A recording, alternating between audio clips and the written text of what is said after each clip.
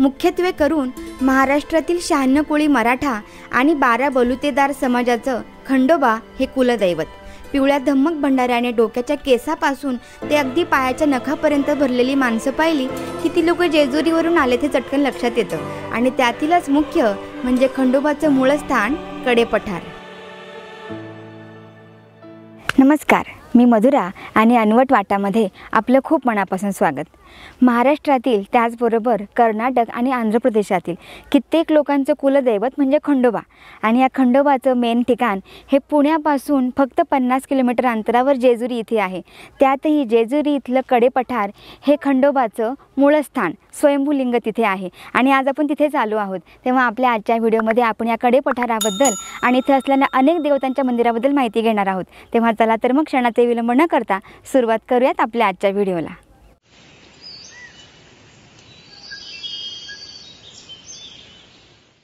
तर इथे कडेपठारावर जाण्यासाठी लोक जेजुरीवरनं तिकडनंही येतात किंवा मग आपण काय केलं आहे की जेजुरीपासून 2 किलोमीटरवर विझळा हे ठिकाण आहे.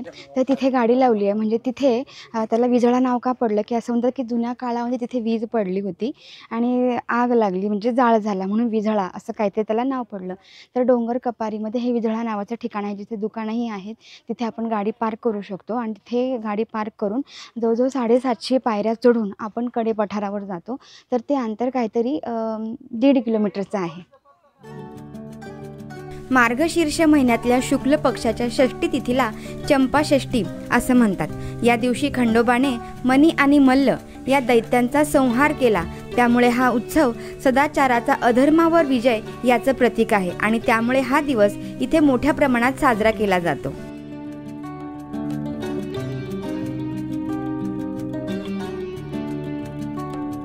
कडेपठार चढायला आता आपण सुरुवात करतोय आणि इथे आपण बघतोय ना मागे वरती जो कडा दिसतोय तिथपर्यंत आपल्याला वर चालत जायचं आहे.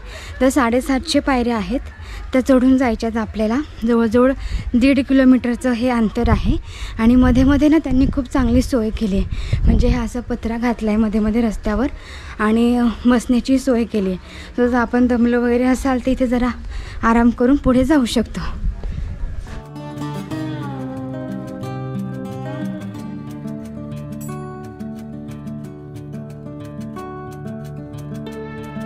थोडा दम लागला त्याच्यामुळे इथे जरा आपण लिंबू पाणी घेऊयात.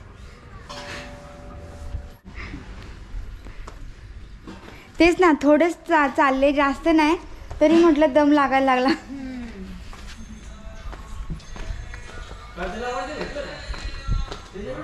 चालायला सुरुवात नाही केली तर दम लागला होता. मग ज्या मावशींकडे लिंबू पाणी घेतलं त्यांनी सांगितलं की चालताना ना सरळ नका चालू, असं क्रॉसमध्ये चाला. त्याच्यामुळे काय होतं की दम नाही लागत. आता तसंच करते तर आता दम नाही लागत आहे.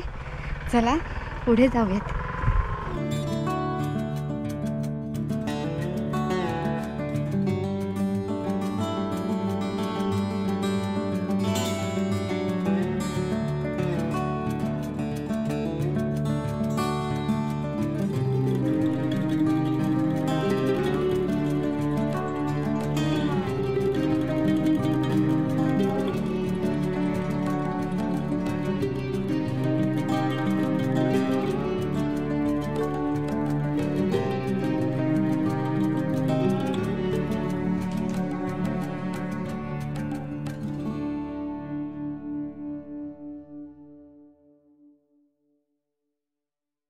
कडेपठाराच्या मध्यावर आता आपण आहे.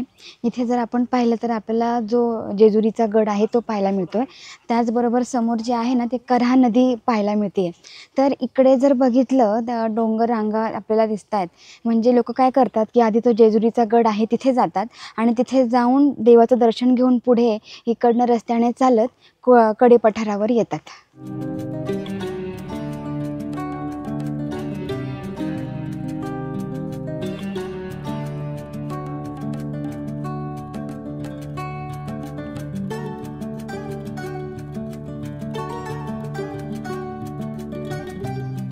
एक खूपच भन्नाट गोष्ट आता चढताना आपल्याला या डोंगरावर पाहायला मिळाली.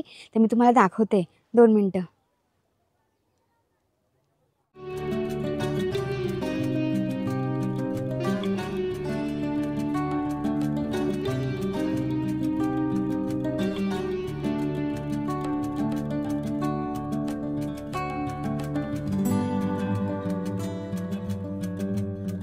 कडे पठार चढत असताना सुरुवातीलाच आपल्याला जी आहे ती शंभू महादेवाची आपल्या डाव्या बाजूला मूर्ती लागली. त्यानंतर जेव्हा आपण पुढे पुढे चालत येतो ना, तेव्हा मध्यावर आपल्याला इथे घोडा दिसतो आणि नंतर ना इथे खूप सारी लोक अशी उतरण पण मांडतात दगडाची. तर असं म्हणतात की जेव्हा लोक वरती मार्तंड भैरवाचं खंडोबाचं दर्शन करून येतात तेव्हा एक मनोभावे आपली काहीतरी समजा इच्छा वगैरे काही असेल किंवा आपली इच्छा पूर्ण झाली इथे आल्यावर, म्हणून इथे अशी उतरण मांडायची एक पद्धत आहे.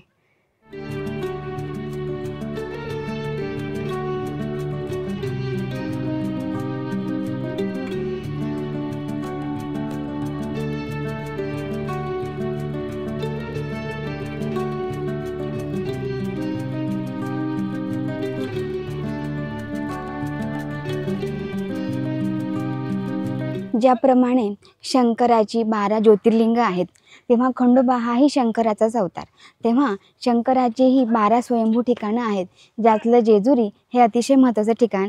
आणि त्याचबरोबर सोमावती अमावस्या जर आपण पाहिलं तर ज्या सोमवारी अमावस्या येते तिला म्हणतात सोमावती अमावस्या. तर ही जी अमावस्या असते ती वर्षभरातनं 2 किंवा 3दा येते आणि त्या वेळेस तो जो काळ असतो तो नदी स्नानासाठी अतिशय पर्वणी असा काळ असतो. तेव्हा खंडोबाची जी पालखी असते ती कऱ्हा नदीवर जाऊन तिथे जे असतं देवाला स्नान घातलं जातं.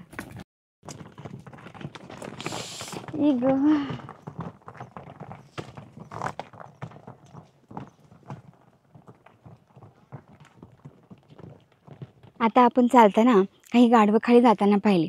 तर आजही डोंगरदऱ्यांमध्ये अवजड सामान जेव्हा काही व्हायचं असतं, वरती न्यायचं असतं, तेव्हा गाढवांचा वापर केला जातो.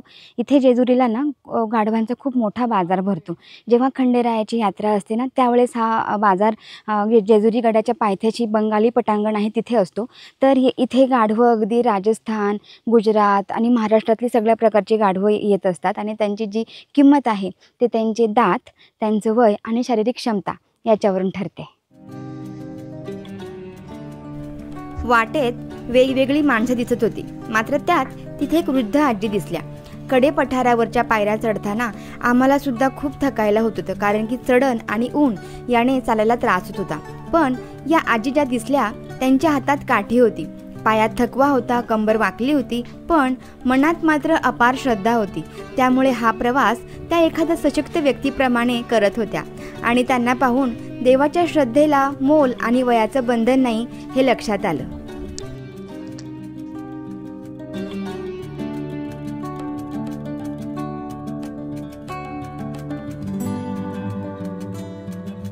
कडे पठार जे आहे ते खूप सारं असं महत्त्वाचं असं ठिकाण आहे. त्यामुळे इथे आपल्याला खूप अशी मंदिरं पाहायला मिळतात. इथे सुरुवातीलाच आपल्याला बानाईचं म्हणजे खंडोबाची जी दुसरी बायको आहे तिचं मंदिर पाहायला मिळतं.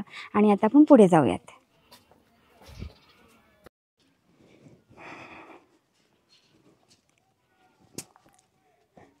आता हा आपला शेवटचा टप्पा बाकी आहे आणि शेवटचा टप्पा हा झाला की पुढे आपल्याला पठार लागेल.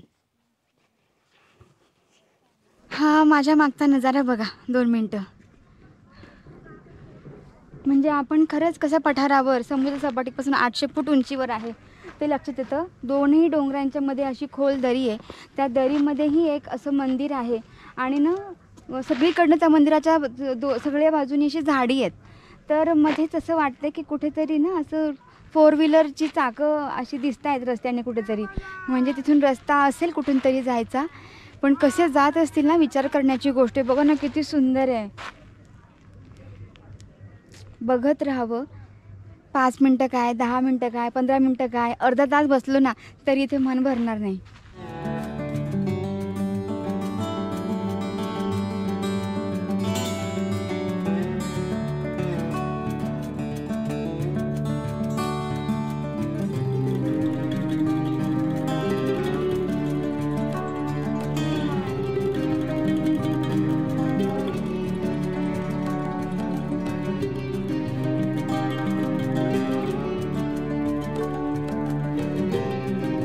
आपण कडे पठारावर आलो आहे.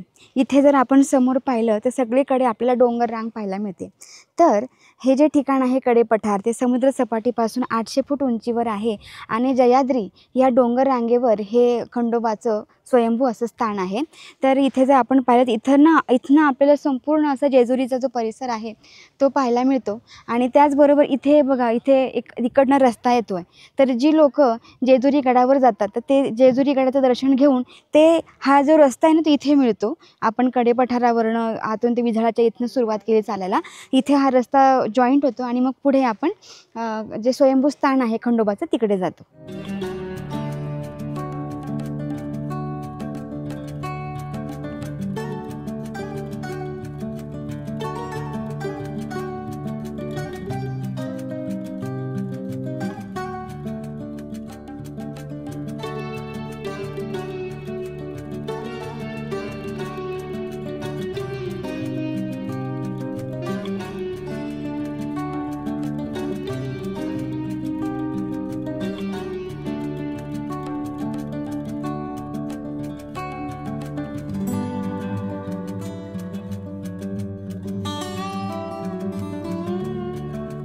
कडेपठारावर खूप सारी मंदिर आहेत। तर पहिल्यांदा आपण बानाई मंदिराचं दर्शन घेतलं, त्याच्यानंतर थोडंसं पुढे आलं की इथे मागे लक्ष्मीनारायणाचं मंदिर आहे आणि इथे समोर वीरभद्राचं मंदिर आहे।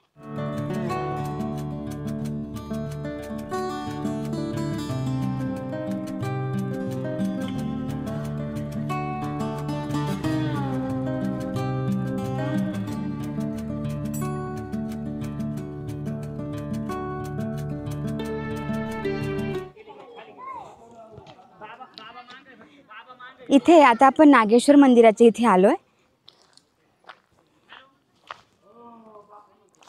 नागेश्वर मंदिराच्या समोरच संकटमोचन हनुमान म्हणजे मारुतीचं मंदिर आहे आणि त्या मारुतीच्या अगदी समोरच श्रीराम मंदिर आहे। ते पण जे मंदिर आहे ते अतिशय पुरातन आहे। त्याचं जे बांधकाम जर आपण पाहिलं तर अतिशय पुरातन काळातलं आहे आणि त्यावर काही शिलालेख आहे असंही म्हणतात। तर बघू आपल्याला तो शिलालेख पाहायला मिळतोय का आणि त्याच्यावर काय लिहिलंय ते।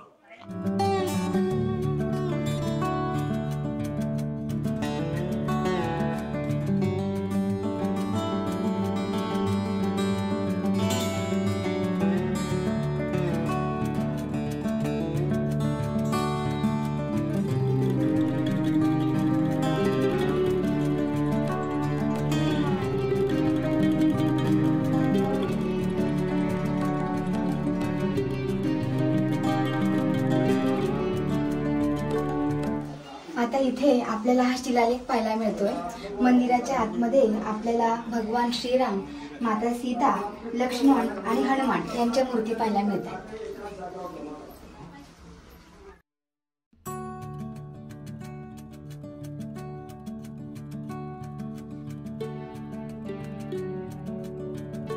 श्रीराम मंदिरावरच्या शिलालेखात हे मंदिर इसवी सन 1790 मध्ये बांधलं असल्याचा उल्लेख मिळतो, तर बाकीची जी माहिती आहे ती समजू शकली नाही।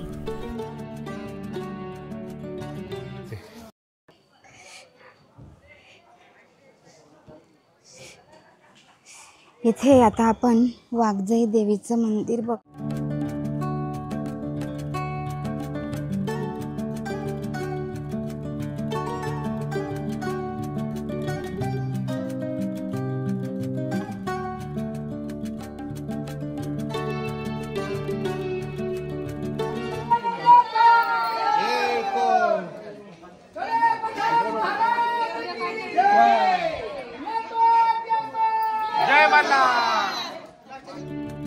भंडारा म्हणजे हळद आणि खोबरं हा देवाचा प्रसाद। येळकोट येळकोट जय मल्हार म्हणत लोक भंडारा आणि खोबरं देवाच्या कळसाकडे भिरकावतात, कारण हळद म्हणजे शुद्धता, आरोग्य आणि शुभतेचं प्रतीक। खंडोबाला मार्तंड म्हणजे सूर्य असंही म्हणतात आणि म्हणून पिवळा रंग सूर्याचं तेज, प्रकाश आणि ऊर्जा दर्शवतो आणि यामुळेच खंडोबाचा उपास हा रविवारी केला जातो। जेव्हा आपण कडेपठाराच्या मंदिरामध्ये प्रवेश करतो तेव्हा मंदिराच्या आवारामध्ये आपल्याला एक नंदी मंडप पाहायला मिळतो। त्या नंदी मंडपामध्ये 2 नंदी आहेत, तर मंदिराच्या गाभाऱ्यामध्ये खंडोबाची आसनस्थ मूर्ती असून मूर्तीच्या हातामध्ये खड्ग, त्रिशूळ, डमरू आणि परशू आहेत। याचबरोबर या गाभाऱ्यामध्ये खंडोबा आणि म्हाळसा यांच्या स्वयंभू मूर्तीही आहेत।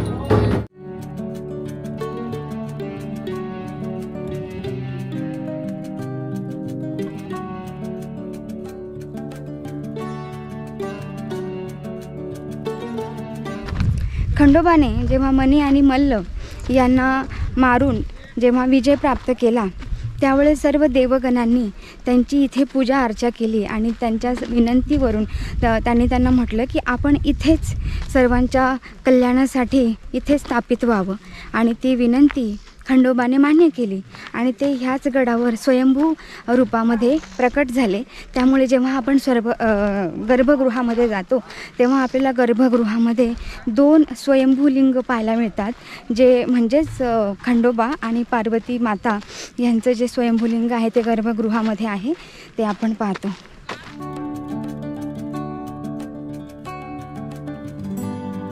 तर भगवान शंकराने जेव्हा मार्तंड भैरवाचा अवतार घेतला, त्यांचं अवतार कार्य पूर्ण करण्यासाठी, मणिमल्ल यांचा संहार करण्यासाठी, तर जेव्हा ते मणिमल्ल यांना मारतात तेव्हा त्यांना आपण मल्हारी मार्तंड असं म्हणतो।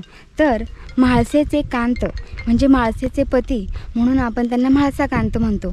तर त्यांनी त्यांच्या हातामध्ये जे शस्त्र घेतले आहेत म्हणजे शंख, डमरू आणि खड्ग, तर खड्ग हातात असल्यामुळे आणि त्यांनी मणी आणि मल्ल यांचा संहार केला आणि म्हणून त्यांना खंडोबा असं नाव पडलं आहे की नाही? मस्त। चला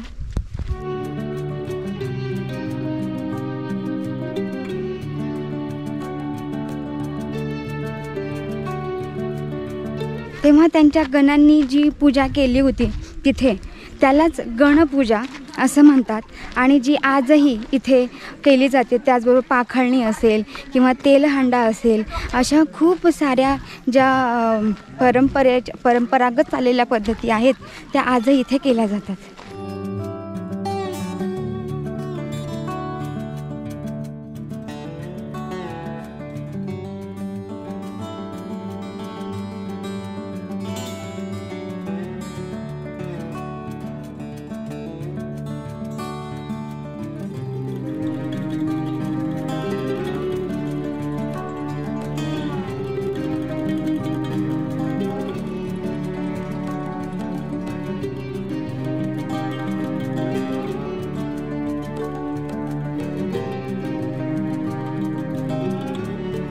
खंडोबाचं दर्शन करून झालं आहे आणि दर्शन करून झालं की मागच्या बाजूला तिथे चंपाषष्ठी निमित्त महाप्रसाद होता, तेव्हा आता आपण महाप्रसाद खायला घेतला आहे। तर त्याच्यामध्ये त्यांनी आपल्याला भाजी दिली आहे, पुरी आहे, स्वीट आहे, इथे बटाटा वडा आहे आणि भात आहे, मसाले भात। चला जेवायला।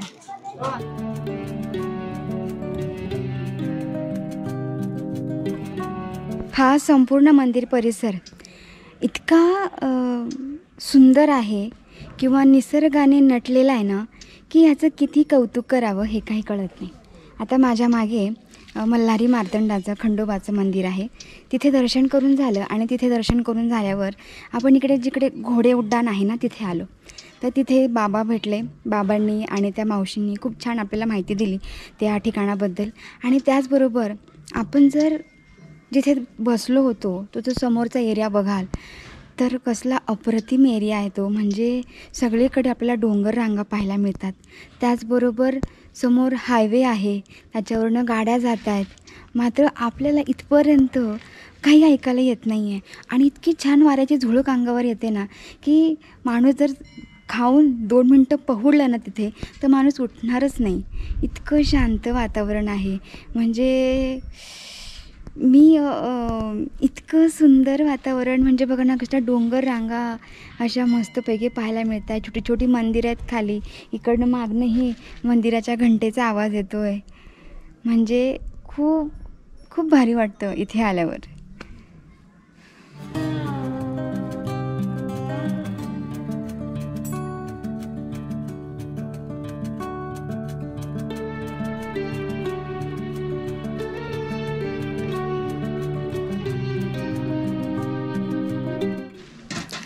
मनी आणि मल्ल नावाचे 2 राक्षस होते आणि त्यांनी ह्या पृथ्वीवर अगदी हाहाकार माजवला होता आणि त्यासाठी त्यांचा संहार करण्यासाठी सप्तऋषींच्या सांगण्यावरून भगवान शंकराने मल्हारी मार्तंडाचा अवतार घेतला. तर ह्या अवतार कार्यामध्ये ते त्यांच्या पार्वती मातेबरोबर म्हणजे आदिमायेबरोबर 33 कोटी गण आणि देवसेनेसह आले होते. ते जे अवतरित झाले ते धवलगिरी पठारावर म्हणजेच ह्या कडे पठारावर आणि त्यांनी मल्हारी मनी आणि मल्ल यांना मारण्यासाठी इथूनच प्रस्थान केलं आणि म्हणूनच या ठिकाणाला प्रस्थानपीठ असेही म्हणतात.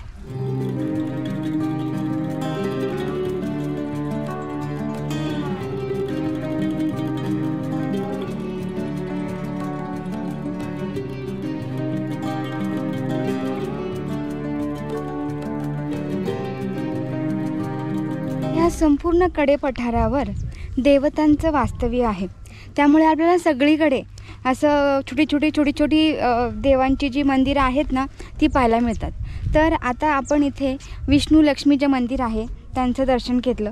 त्याच्यानंतर त्यांच्या शेजारीच भगवान गिरी बाबा त्यांचा मठ आहे आणि त्या मठाच्या शेजारी मला ना ज्या मंदिराला भेट देण्याची फार मनापासून इच्छा होती खंडोबा रायाच्या दर्शनानंतर ते होतं हेगडी प्रधान यांच्या मंदिराचं दर्शन घ्यायचं होतं. आणि मला ना ते कुठे दिसलंच नाही आधी आणि नंतर मग भगवान गिरी बाबांच्या मठाच्या शेजारी ते मला दिसलं. तर हेगडी प्रधान म्हणजे कोण, तर खंडोबा जेव्हा इथे होते तेव्हा खंडोबांचे जे पंतप्रधान होते ते म्हणजेच भगवान विष्णू जे इथे हेगडी प्रधानाच्या रूपामध्ये होते तेव्हा मंदिरामध्येही त्यांचा जो वेश आहे तो देवासारखा न दिसता आपल्याला एखाद्या मनुष्य अवतारामध्ये जेव्हा देव येतात तेव्हा त्यांचा कसा गणवेश असेल त्याप्रमाणे एखाद्या प्रधानासारखाच त्यांचा तिथे गाभाऱ्यामध्ये गणवेश आहे. तर तिथे एक शिवपिंडही आहे आणि आणखीन एक मूर्ती होती पण ती फक्त मला काही कळाली नाही. मात्र तिथे भेट दिल्यावर आणि तिथलं दर्शन घेतल्यावर खूप भारी वाटलं. आणि आता तिथनं आपण निघालो आहे.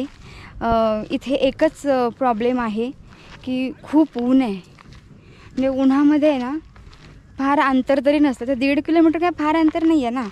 मात्र उन्हामुळे थोड्या अंतरावर सुद्धा माणूस थांबतो आणि इतका दम लागतो ना की काय सांगू. बाकी काही प्रॉब्लेम नाही आहे, फक्त ऊन प्रचंड आहे प्रचंड. त्यात मी काय चूक केली, नेहमीसारखंच 7ला निघालो 8ला. येता करता मध्ये गाडी पंक्चर झाली त्याच्यामुळे आणखीन वेळ लागला. 12 वाजता चढायला सुरुवात केली. आता 12 वाजता चढायला सुरुवात केल्यावर काय होणार आहे, चक्क एकदम दानात दिन प्रॉब्लेम. पण ठीक आहे, चालायचं आता काय.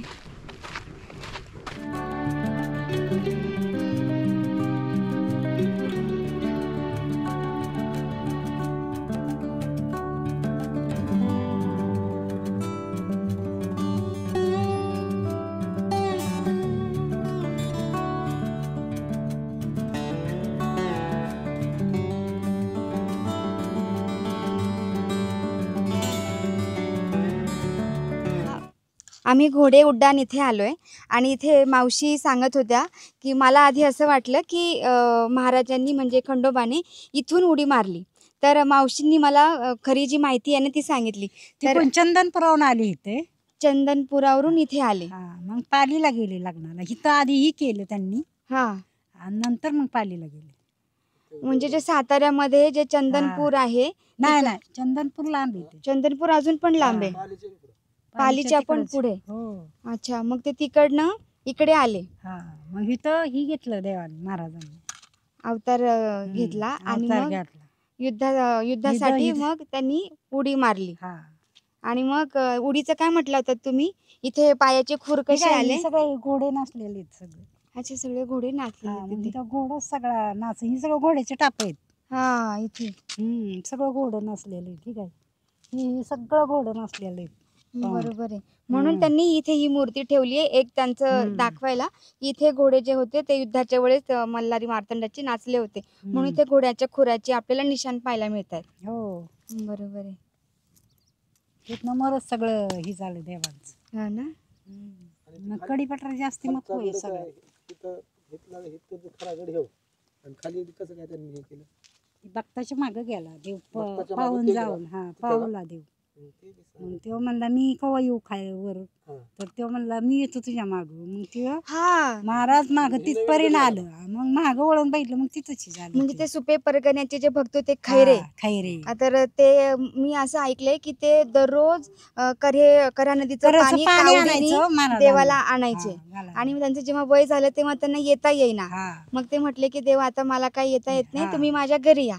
तर मग देव म्हटले की ठीक आहे, तू चालत राहा, जिथे तू थांबशील तिथे मी लुप्त होईल, मी तिथेच प्रकट होईल. मग त्यांना असं वाटलं की देव खरंच आपल्या बरोबर येत आहेत की नाही, म्हणून त्यांनी मागे बघितलं. मग ते खालचं आपलं, म्हणून ते खालचा देव, म्हणून त्याला नवागड म्हणतात ना. आणि हा आपला जुनागड. हे महत्वाचं आहे जास्त, हे महत्वाचं आहे जास्त. आणि मावशी, हे जे आपलं सोमवती अमावस्यालाच कऱ्हा नदीवर खंडोबाची पालखी निघते ना, तेव्हा छबिना पण निघतो ना, म्हणजे देवाच्या पालखीची मिरवणूक निघते, अशी नाचत लोक जातात. हा. आणि ते पाखलनी असते, ते पाखलनी मला काही कळलं नाही. पाखलनी म्हणजे अमावस्याला असते. पाखलनी म्हणजे काय? देवाची सगळी सुधारणा होती, म्हणजे उजाळून काढतात. अच्छा अच्छा, देव गाभारा वगैरे सगळं धुवून काढला जातो, धुवून काढायचं म्हणजे पाखळणी. आणि ते तेलाचा घाणा, तेलाचा हांडा, तेल हांडा पण असतो. काय आता चालू, आता चंपाषष्ठी बुधवारी संपणार आहे, मंगळवारी तेल हांडा आहे. मग लोक त्याच्यामध्ये तेल देतात. मग ही देवाच्या लिंगावर गेलं ही तेल पालीला जातं. म्हणजे ड्युटीसाठी ते तेल वापरतात का? नाही, देवाच्या अंगावर जातं, देवाच्या अंगावर तेल हांडे दिवशी. आणि मग ही तेल पालीला जातं. मग देव लग्नाला जातो पुढच्या महिन्यात पालीला. आणि हा चंपाषष्ठीचा सोहळा आपला 6 दिवसांचा असतो. 6 दिवस. आता देव घटी बसलेत. घट बसला. बरोबर. कारण की मला छबीने एवढं कळालं की देवाच्या पालखीची मिरवणूक असते, देवाला अगदी मंदिराच्या भोवती, त्या टायमाला साक्षात बाहेर निघतात. त्या टायमाला तेल हांड्याला मंदिराच्या भोवती गोल फेर धरून नाच करतात वगैरे ना. बरोबर आहे. तेल हांड्याला या तुम्ही परत. बरोबर, मंगळवारी. चालेल. परत माझं आठवण येईल. तुमचं नाव काय बोललात मावशी? मला इथं सगळे अंबाबाई म्हणतात. हो बाई, अंबाबाईचं दर्शन झालं म्हणायचं आम्हाला. मला नावच पाडलं इथं अंबाबाई. हो का? मला आता 20 वर्ष झालं मी इथं पटरी. हो. अरे वा, छान काम करताय तुम्ही. मगाशी पण आपल्याला मुख्य मंदिरामध्ये, परत दत्त मंदिरामध्ये तुमची साफसफाई वगैरे तुम्ही करत होतात, ते दिसलं. तुमच्यामुळे बघा ना किती छान राहिले सगळं. नाहीतर लोक येऊन सुद्धा काही घाण टाकतात तर ते खराब होऊन जातं. धन्यवाद. या तर खंडोबाच्या अवतार कार्याची एक कथा अशी आहे की पौराणिक कथेनुसार देव शिवाने मनी आणि मल्ल या 2 राक्षस भावांना पराभूत करण्यासाठी कर्नाटकातील बिदरजवळ मैलापुरा किंवा आदि मैलार इथे मार्तंड भैरवाचा अवतार घेतला. आणि विजयानंतर खंडोबा जेजुरीतील टेकडीवर 2 लिंगांच्या रूपात प्रकट झाले. त्यामुळे जेजुरी हे पूजास्थान आणि पहिलं प्रकटीकरणाचं स्थान बनलं, अशी कथा मावशींनी मला इथे सांगितली. मार्तंड झाल्यानंतर मग ते दैत्य बसले पायरीवर. बरोबर. त्यांचं भोजन जे आहे, देवाचं भोजन काय, पुरणपोळी निवद. बरोबर. मग त्यांचं जे आहे ते हे, त्या दोघांचं नाव आहे मल्लू आणि मन्नू. बरोबर बरोबर. मैलासूर, मन्नूसूर, हे 2 दैत्य. हो. ते म्हणले देवा, तुमच्या नावाशी आमचं जोडवा. बर. तुमच्या नावाशी आमचं जोडवा आणि आमचं भोजन आम्हाला द्या. बर. मग तेव्हा म्हणते मार्तंड होला. हो. आता आपण काय म्हणतो, शिवा मल्हारी. हो. म्हणजे मल्लू. बरोबर. मन्नू. हो. दोन्ही मध्ये नाव मिक्स करून शिवा मल्हारी कुठे हे म्हणतो. अच्छा. मग त्यांचं भोजन त्यांना अलग दिलेलं आहे. बकरं त्यांना अलग. ते पायथ्याची तिकडे सुरुवातीला होती, बाणाबाईचं. बाणाबाईच्या इथे. मैलारला. मग तिथं एकटा नाही, नाही 7 भाऊ आहेत. हो का? 7 येळकोट घे म्हणलं म्हणतात ना, म्हणजे 7 भाऊ आहेत. अरे बापरे. खंडोबा, बिरोबा, चांगोबा, भैरोबा हा असे 7 भाऊ आहेत. सगळ्यांचा खेळ अलग आहे. हा मग ज्योतिबा म्हणला हा. माझा भांडारा मला अलग पाहिजे, हा म्हणून त्याचा भांडारा त्याचा अलग दिलेला वेगळा आहे. आहे. बरोबर आहे. आणि ह्याचा जे भांडारा आहे सगळे भांडारा एकच आहे. एकच आहे. मग सगळ्याचा खेळ अलग आहे. ओ ह्यांची वसारी तलवार, हा चाबूक आणि तलवार, हा बिरोबाची तलवार, भैरोबाची बुट. ओके. म्हणजे त्यांचे शस्त्र पण वेगळे वेगळेच आहेत. शस्त्र आम्ही खेळतो. हो का? मी खेळत नाही, खेळणार ही आहे. आता ही माळसाबाई आहे तर हो. माळसाबाई आहे कोण नेमानं? पार्वती माताचे. पार्वती माता आहे. हो. मग बाणाबाई कोण आहे? त्यांची मैत्रीण आहे ना जया. हे दोघी बहिणी आहेत. अच्छा. मी तुळजापूरला तुळजा भवानी, हो. येरमाळ्याला येडामाई हा आहे का? हो. ही येडामाई बाणाबाई झाली. अच्छा असं आहे. हा. ही ह्या अवतारामध्ये माणसाबाई पालीला घेतले अवतार, खंडोबानं मेलारला घेतले. ओके. ही कोल्हापूरचा जे राजा होता, नायकाचं नाव माहित नाही मला, बर. त्या कोल्हापूरच्या राजाच्या शेतामध्ये पेटी सापडली. ती राजा म्हणला आंबा माझ्या पोटाला आली म्हणला, एक नाव तयार करतो. नाव तयार करून त्या मुलीला पाण्यामध्ये झोपवतो. त्या नावामध्ये व्हायला पाण्यामध्ये सोडून देते. बरोबर. ते वाद जाते चंदनपूरला. बर. मग कवड्या धनगर तिला पाडून पोसून मोठं करते बाणाईला. ती बाणामध्ये आली, नामामध्ये आली म्हणून तिचं नाव बाणाई ठेवलेलं आहे. पडलं. हो. असं आहे. रुद्रदेवाची मुलगी बाणाई. बाणाई म्हणजे जे लोक म्हणतात धनगराची मुलगी आहे, नाही धनगरानं पाळून पोसून मोठी केली तिला. हा. हो. त्याचं नाव आहे कवड्या धनगर. हा बरोबर आहे का? जोपर्यंत कवड्याची माळ आंबाची आराधी नसली, जोपर्यंत ती माळ गळ्यामध्ये येत नाही तोपर्यंत ती आराधी खरी नाही. हो. आणि जेवढ्या आराधी आहेत सगळे खंडोबाच्या मुरळे आहेत.